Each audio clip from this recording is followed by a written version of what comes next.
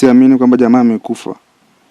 Yaani mpaka na napelekwa kule Montreal nikasiamini. Maana wale madaktari wanaenda wananipeleka nikaangalia, nimeshindwa hata kuangalia mwili. Nauma sana. Yaani hao watoto hao afu ndageuke wewe ujangili gani? Afu kiangalia na vijana wenyewe ni bado watoto wadogo.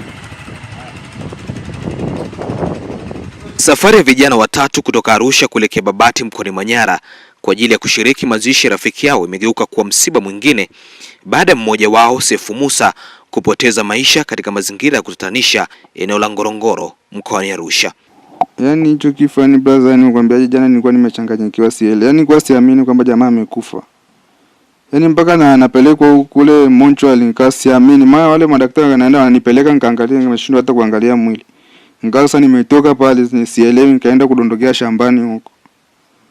Shambani ndo nikazirai, kapigiwa simu uko wapi, nikamwambia niko sehemu fulani, ndo akaja kunichukua. Sefu akiwa pamoja na Salim Hamis maarufu Pacha na Abdalla Nuru walikuwa njiani kuelekea Babati, lakini inadaiwa walipotea njia na badala yake kuelekea upande wa Ngorongoro. Walipofika katika lango la kwanza la hifadhi ya Ngorongoro, walidaiwa kukamatwa na askari watatu waliokuwa zamu wakituhumiwa kuwa ni majangili. Tulikuwa kama 6 hivyo, wenzetu watatu walitangulia na sisi tukawa tunafuata nyuma. Ile kuwafuata nyuma tukawa sasa tumewapoteza. Kuwapoteza tumefika pale Makuyuni. Mimi hapa nikajua njia ya kwenda Babati ni kupitia wapi? Karatu. Nikawa sasa nimeingia ile njia ya kwenda Karatu. Tumetembea tukafika Karatu mjini pale. Ikawa sasa tukabadilishana, mwenzangu akawa anaendesha pikipiki, mimi nikawa nimebaki kule nyuma na ule mwenzetu wa katikati ndo akabaki. Tukatembea. Tulivyofika hapo karibia sana ile gate, tukakuta kimlima hivi, tukawa tunapanda. Tulikuwa tunawahi wenzetu. Tulikuwa speed kidogo, tulikuwa tunawahi wenzetu. Lakini sasa kasi tumepotea njia. Kufika hapo mbele tukakutana na kigeti kidogo. Hicho geti kidogo tumefika hapo tukapita. Maana wale maskari walikuwa kwenye kile kibanda wamekaa kule ndani. Ile tunapita tunakutana na ile geti kubwa limeandikwa Ngorongoro. Kufika tukutana na hizo cruiser zimepaki, wakasema wazungu tumefanyaje? Tumepotea njia. Kupotea njia pale ndio ule wakati wa kurudi wale maskari ndio wakawa wametoka kule ndani. Wakawa wanatoka kule nje sasa wamefunga geti. Wakatuliza wazee mnaenda wapi? Tukaambia si tulikuwa tunaenda msibani wapi? Babati. Babati huku vipi? Kaambia tumefanyaje? Tumepotea njia. Mmepotea njia Akasema nyie mnadanganya, nyinyi ni majangili, sijui mnaenda kulinda. Nikamwambia hamna brother. Sisi tumefanyaje? Tumekosea njia, tusameheni tu. Tulivyofika, yani mimi mawazo yangu mimi nilikuwa nawaza kwenda Babati unapita Karatu. Ndio ilikuwa mawazo yangu. Kile kibao pale cha nani sijakisoma.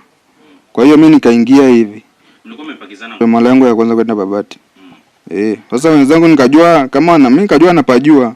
Nilivyoingia hivi maana nao hajaniambia kwamba so huku.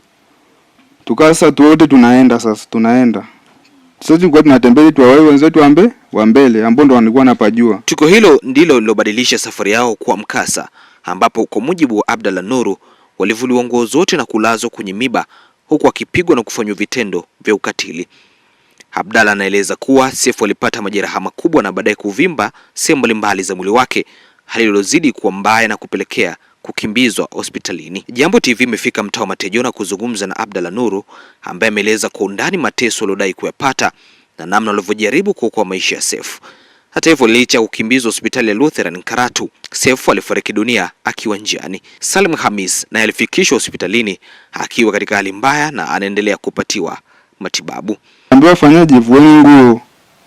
Wakavuliwa nguo, wakamwagiwa na maji, wakapelekwa kwenye hao majani. Hayo majani yanachoma sana. Wakaenda kulazwa kule, wakagaragazwa kule, garagazwa sana. Mimi nikawa nimefanyaje? Nikachoka. Ile kuchoka sasa na mimi akaniambia nifanyaje? Nivue nguo. Na mimi nikavua nguo kwenda kwenye majani, nikalala tu bavu kidogo hivi. Upande wote umenichoma. Nika sasa mwili unakuwa unauma. Nikamwambia sasa brother, mimi siwezi kulala kwenye majani. Akasema wewe ni mjeuri. Nikasema hapana. Huyo mmoja wetu sasa ambaye anaitwa Matejo ndo akawa sasa nguvu imemwishia, akadondoka chini. Kudondoka chini mate ndo akaanza kumtoka mdomoni, makamasi puani. akawa ananiambia, Abdalla, mimi siwezi kupumua. Nikamwambia jamaa wangu kaza ili tufanyaje tuondoke.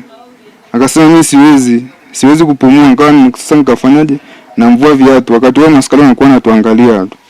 Nikamvua viatu nikaanza kumpepea pale, mpepea. Yule mwingine tena apili akadondoka naye chini. Akawa naye anatoka mate mdomoni na makamasi puani.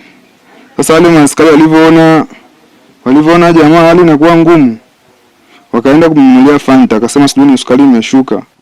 Ule miba ndio ilikuwa sababu. Maana tumefika pale, daktari yenyewe anasema hii miba ina sumu kali sana. Yaani ukikuchoma unaweza hata ukaparalyze nani tu ndio ilikuwa inafanya kazi. Yaani ubongo utakuwa tu ndio unafanya kazi. Sasa mlikuwa labda mna silaha yote mpaka wakawaambia labda nyinyi majangili? Na silaha yote tumevuliwa mpaka nguo. Ukakuta hamna kitu. Yaani huyu kijana ni mtoto wa mdogo wangu. Anatoka Tanga huko. Tangu nimemchukua mwaka juzi, sijapata taarifa ya aina yoyote.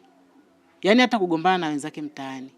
Nimekaa naye sana mpaka hama mwaka jana kaniambia, shangazi, acha nipate chumba na mimi nianze kujitafuta mwenyewe. Nikamwambia sawa, jambo la heri. Lakini tangu pia amehamia huko kwenye chumba hicho nani, sijasikia malalamiko yoyote. Taarifa hizi mama zimekushtua kiasi gani, kwa sababu hata huyu angeweza kufariki kwa sababu mwenzao tusikie amefariki mwingine kwenye nyumba. Yaani mimi pia hiyo taarifa nimeipokea kwa masikitiko sana, kwa sababu hata mimi mwenyewe hali niliyoshinda nayo jana na mpaka nikalala nayo, hata hivi nahisi mwili wangu hauna nguvu. Wako sana kwa askari wetu hao, kwa sababu vitendo kama hivyo wanafanya kuelekea mpaka kuua, kuelekea kifo kwa vijana ambao bado wanategemewa na taifa. Unaweza kuambia ni kama maaskari kama askari wanatulinda, hatukatai, lakini endapo mtu amekufuata kwa usalama, hebu jaribu kumsikiliza. Kwa sababu jambazi hana alama usoni na mtu mwema hana alama usoni, lakini yale maongezi unaweza kujua huyu sio mtu mbaya, ni mtu mzuri. Kwa hiyo vile walivyowaambia toeni faini, wangewaachia pale pale kwamba toeni faini. Wale walishapigia wenzao kwamba jamii sisi tumepotea na hapa tuko hivi. Wale wenzao wangekubali, wangekuja kuwakomboa. Hata mimi mwenyewe hapa ningeambiwa hivyo, ningemtumia mwanangu hela. Lakini sasa wale jukumu la kuwapiga kweli inauma sana. Nauma sana. Yaani hao watoto hao. Ila nikumshukuru Mungu, alhamdulillah. Kama wao hawana watoto, halitawakuta. Pole sana mama. Nashukuru. Babu mwenza alifariki mko mnamfahamu kwa sababu ni rafiki babu, anakuja hapa. Na hapa sijamuona. Sijui kama wanakuja, lakini sijamuona kwa kweli. Kama anakuja aweza akaja. Unajua tena mambo ya utu uzima, anaweza akaja naye siku moja mkatia story afu akaondoka. Lakini sio mbali sana na hapo alipo huyo kijana. Hivyo na mimi nataka niondoke hapa niende hapo msibani. Yaani kwa ufupi pale Ngorongoro kuna kuaga na beria na geti kubwa. Sasa wale mara nyingi ile geti ile beria huwa haifungwagi kwa ajili magari yanakuwa yanapita pale kuingia kule pale geti kubwa kwa ajili ya kugonga permit za kuingia hifadhini. Sasa na hawa vijana pia walipofika pale, kwa vile lile geti lilikuwa beria lilikuwa halikufungwa wao walipitiliza. Baada ya kufika pale geti kubwa ndo wakaona kumbe huku ni Ngorongoro, sio tena Babati. Ikabidi wageuze pikipiki yao warudi nyuma. Umeona warudi nyuma ili kufika pale nyuma, kwa sababu geti kubwa na geti na ile beria sio mbali. Ndio lile beria sasa wale wakawafungia. Kufungia wale vijana wakasimama, wakawauliza maswali kwamba mnatoka wapi? Kwamba sisi tunatoka Arusha tunaenda Babati kuzika. Sasa huku mmefuata nini? Sisi tumepotea. Hapo sasa ndio tulipoanzia kuwapa adhabu wale vijana mpaka kupelekea kifo cha wao. Hilo jambo si sahihi. Wale kama walikuwa wamewakamata, vituo vya polisi vipo, au sio bwana? Watakiwa wapelekwe wakaojiwe vizuri na nini, au sio bwana? Na wafanyiwe uchunguzi vizuri. Sio vizuri yani kumkamata tu mtu na kumuua hapo kwa hapo. Yani inakujaje hiyo? Huo si binadamu. Ndio kitu ambacho hata mimi kinanishangaza. Hakunaga jangili ataenda yani yeye aende mpaka getini, aende afu ndo ageuke. Wewe ujangili gani? Afu kiangalia na vijana wenyewe ni bado watoto wadogo hao. Umeona? Wewe ujangili wanaupata wapi? ni basi tu ni roho mbaya. Hao askari wameamua kuwafanyia hayo waliotaka kuyafanyia. Kwa sababu askari pia wanapitia mtandaoni, unaweza kuambia nini askari wetu?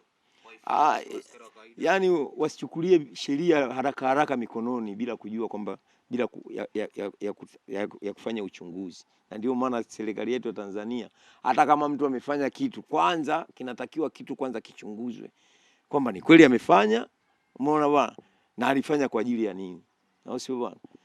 Hakunaga kesi ambayo yani mtu anakamatwa tu saa hiyo hiyo anapelekwa hata mahakamani na anahukumiwa. Lazima kufanyiwa uchunguzi, ndio maana kuna upelelezi, kuna nini. Sawa. Sasa wao nafikiri labda mafunzo yao sijui walipitia au hawajapitia, mimi hata sielewi.